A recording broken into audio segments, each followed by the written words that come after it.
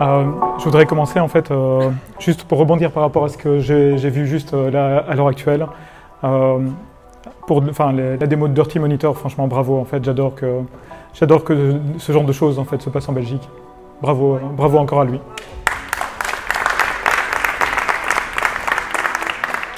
Vraiment top. Est-ce que tout le monde va bien? Super. Est-ce qu'on peut faire un selfie avec la salle? Est-ce qu'on peut allumer la... Oui, parfait. Allez, vous venez rapprocher quand même, parce que sinon on n'y arrivera pas.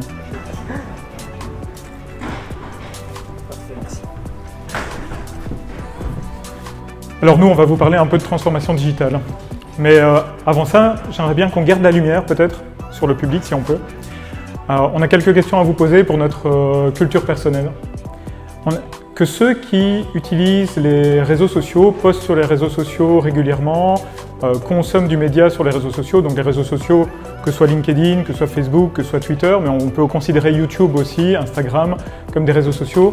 Que ceux qui utilisent les réseaux sociaux tous les jours, lèvent la main, s'il vous plaît. Ok, cool. Alors, on a une deuxième petite question pour vous. Qui, parmi vous, utilise les réseaux sociaux plus d'1 heure par jour? Ok, il y en a déjà moins. Qui, ici dans la salle, utilise les réseaux sociaux et vraiment les échanges, les posts, etc. pour créer une prolongation de son entreprise, alors que ce soit la sienne, que ce soit celle pour laquelle on travaille, de façon quotidienne? Ok. Et qui maintenant parmi vous utilise majoritairement les réseaux sociaux pour votre communication, pour votre marketing et globalement pour la promotion de vos services, de vos solutions?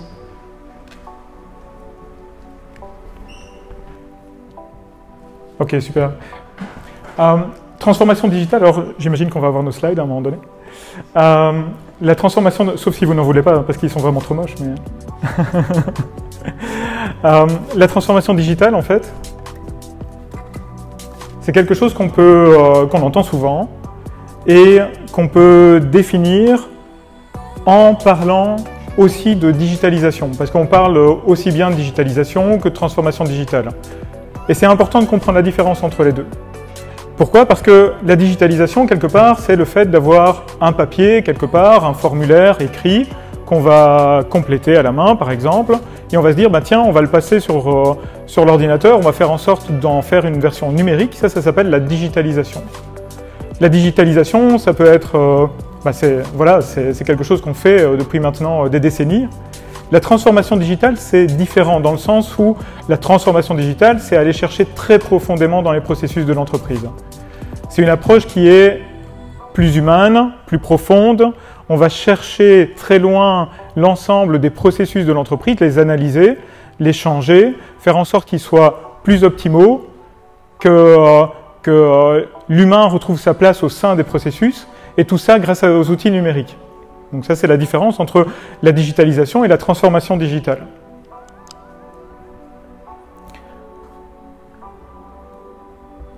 De façon mondiale, 70% des projets de transformation digitaux échouent. Alors le truc, c'est que on peut compter sur la main les raisons pour lesquelles ça échoue réellement. Ça peut échouer pour une question d'ego. Vous savez, c'est toujours ce petit bonhomme dans l'entreprise qui dit ouais, on a toujours fait comme ça. Moi, je suis le spécialiste de mon business. En fait, il n'y a aucune raison que le business change, aucune raison qu'on vienne rajouter des outils numériques.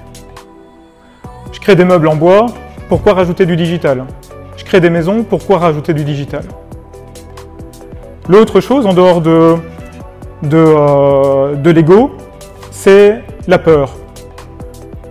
Vous savez, c'est les petits animaux, un petit rongeur en forêt, qui se balade et puis qui tombe nez à nez à une bête en fait qui est un prédateur pour lui et puis qui se paralyse par la peur. Il n'a ni envie d'avancer, ni la possibilité d'avancer, ni la possibilité de fuir et il y a de fortes chances que malheureusement pour lui, il termine dans la gueule du prédateur. Et donc la peur, c'est quoi? C'est la peur du changement. Il faut très certainement que les gens puisse se dire je vais sortir de mon petit lopin de terre et je vais aller voir plus loin parce que c'est là que la valeur ajoutée se trouve. C'est pas là où on a l'habitude de faire les choses.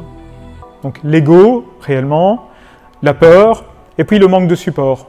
Alors le manque de support, ça commence effectivement dans une entreprise par la tête, le management.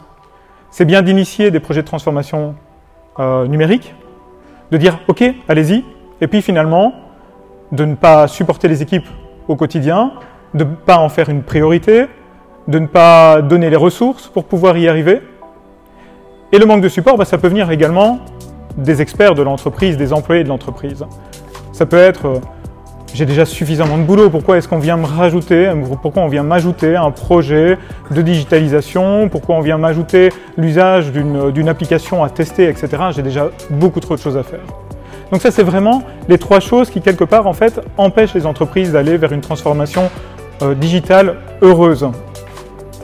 Le truc, c'est que si vous êtes ici, c'est parce que vous savez une chose, c'est que la transformation digitale de l'entreprise, c'est pas un nice to have, c'est pas la cerise sur le gâteau. C'est quelque chose, en fait, qui est absolument indispensable pour que les entreprises soient fortes sur leur marché, ne soient pas disruptées par les autres, mais soient l'élément disrupteur. C'est une question de survie. Ça n'est rien d'autre que ça, la transformation digitale. Il ne faut pas se poser la question « est-ce que je vais le faire ou bien je le ferai plus tard ?» Non, c'est maintenant. Il faut changer maintenant.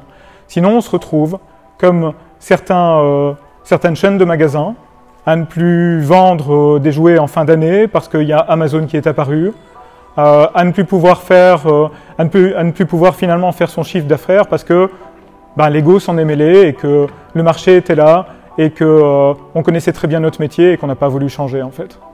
Ça, c'est super important. Alors en chiffres, ça se traduit comment ? Que par rapport à la résistance au changement du côté des employés, il y a 39% en fait, des projets de la transformation numérique en fait, qui se terminent de façon abrupte à cause de ça. L'autre chose, c'est que 33% des projets de la transformation digitale manquent de support en fait, de la part du management. Donc ça vient vraiment dans les deux sens. C'est un travail d'équipe et collaboratif qu'il est nécessaire d'avoir de façon à pouvoir transformer numériquement les processus de l'entreprise de façon à la rendre forte et à faire en sorte qu'elle soit future-proof, prête pour le futur. Alors la bonne nouvelle, c'est qu'il y a une méthodologie qui est géniale pour entamer la transformation digitale. Cette méthodologie, vous la connaissez peut-être que certains d'entre vous l'utilisent déjà, peut-être que vous en avez déjà entendu parler, c'est le design thinking. Christophe faisait la distinction entre la transformation digitale et la digitalisation. Dans la transformation digitale, effectivement, on va penser à des nouvelles façons de voir les choses, d'envisager les choses, de faire les choses. Et donc, on va venir toucher au process, on va venir toucher à l'expérience utilisateur, on va venir toucher parfois au business model. Et donc, il y a réellement la notion de changement dans transformation digitale. Et donc, ça vaut la peine de s'arrêter un instant, de prendre le temps de réfléchir et d'avoir réellement cette phase de réflexion en amont avant de se lancer dans le projet. C'est important d'identifier un besoin, d'identifier une problématique et de s'assurer qu'on va répondre à un réel besoin qui est existant sur le marché et qui est existant auprès des utilisateurs finaux. Et donc on parlait des différentes problématiques qui existent, l'ego, on parlait de la peur du changement, on parlait du manque de support. La bonne chose aussi avec le design thinking, c'est qu'on va pouvoir mettre complètement de côté les égos. Le principe, c'est de travailler dans un climat de confiance, c'est de travailler dans un environnement qui est sécurisant, avec une équipe qui va être pluridisciplinaire. Donc on va travailler avec des personnes de la direction, des personnes du management, des personnes du marketing, des personnes de la vente, peut-être des personnes techniques. Et donc toutes ces personnes, toutes ces richesses dans les profils des participants vont permettre réellement de générer des idées qui vont être variées et d'avoir des inputs, de croiser finalement les inputs de chacun et les visions des choses de chacun. Donc ça, c'était une chose, on va vraiment mettre de côté les égos. Et finalement, le fait de travailler en groupe, on va pouvoir aussi résoudre cette problématique de la peur du changement. Donc Effectivement, les gens sont habitués à leur manière de faire. C'est pas toujours facile de se dire « Ok, il faut faire les choses différemment » parce qu'il y a certaines habitudes qui s'installent. Et le fait de prendre ce groupe de personnes, de les intégrer finalement dans le projet dès le moment zéro, dès la création de l'idée, ces personnes, elles vont être là dès le début, elles vont être impliquées, c'est elles qui vont générer de l'idée, c'est elles qui vont identifier des besoins, leurs besoins, et ces personnes, elles vont devenir des réels ambassadeurs du projet en interne. Et donc, forcément, quand on a une peur du changement, il y a un accompagnement au changement qui est nécessaire, et ces personnes clés, elles vont permettre réellement de porter le projet en interne et de, quelque part, de le promouvoir beaucoup mieux qu'on pourrait le faire nous-mêmes. Et finalement, la troisième problématique que Christophe évoquait, c'était le manque de support de la part du top management.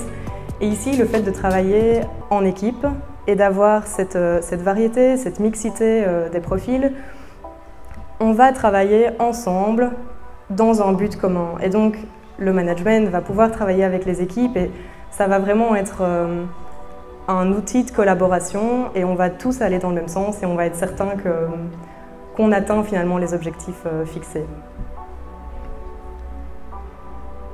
Alors le design thinking, c'est avant tout un état d'esprit. Donc on le voit ici sur les images, on va réellement se mettre dans un mood pour promouvoir la créativité. On a tout un tas d'outils qu'on va utiliser. Le but, comme je le disais, c'est de travailler dans un climat de confiance, dans un espace qui est sécurisant et de ne pas penser aux contraintes non plus, de ne pas penser au regard des autres. Et finalement, plus on va générer des idées, plus les idées vont être folles et audacieuses, et mieux ce sera pour le projet. C'est aussi un outil d'innovation, donc qui est utilisé pour le design de produits, le design de services, le design d'expériences. Et donc le but est réellement de générer des idées qui vont être innovantes, qui vont être out of the box. On va mettre de côté les barrières techniques, on ne pense plus du tout à ça, pour permettre cette phase de divergence. Et donc là, c'est la pensée intuitive qui fonctionne. Et on sait de toute manière qu'on a la phase de convergence qui suit, où là, on va pouvoir faire le tri. C'est la pensée analytique qui va s'activer. Et on va faire le tri finalement dans toutes les idées qui ont été émises pour en sélectionner l'une ou l'autre. Et pour terminer, un point super important du design thinking, c'est que c'est une approche qui est humaine et collaborative. Donc on va miser réellement sur la co-création de valeur avec les différents participants. Et l'humain va être placé au cœur de la réflexion. On va faire en sorte de créer des processus, de créer une expérience client, une expérience utilisateur, peu importe l'utilisateur final. On va faire en sorte de se mettre à sa place et de se dire quelle est l'expérience qu'on veut faire vivre à notre utilisateur final. Et on va penser tout ça en axant réellement la réflexion autour de l'humain. Et ça, c'est super important dans le design thinking. Alors, on entamait cette session en vous posant quelques questions sur les réseaux sociaux. Personnellement, on y croit très fort. On mise énormément sur la présence online. On est présent évidemment sur Facebook, sur LinkedIn, mais on a aussi une chaîne YouTube où on fait des podcasts. Christophe a aussi sa chaîne personnelle. On est sur Instagram et on est sur Twitter. Donc vous devez être approximativement une soixantaine, je dirais, dans la salle. Et donc on s'attend à 60 follow supplémentaires aujourd'hui. Merci d'avance. Et ouais, voilà. J'allais le dire, c'est le moment où vous applaudissez. Merci beaucoup.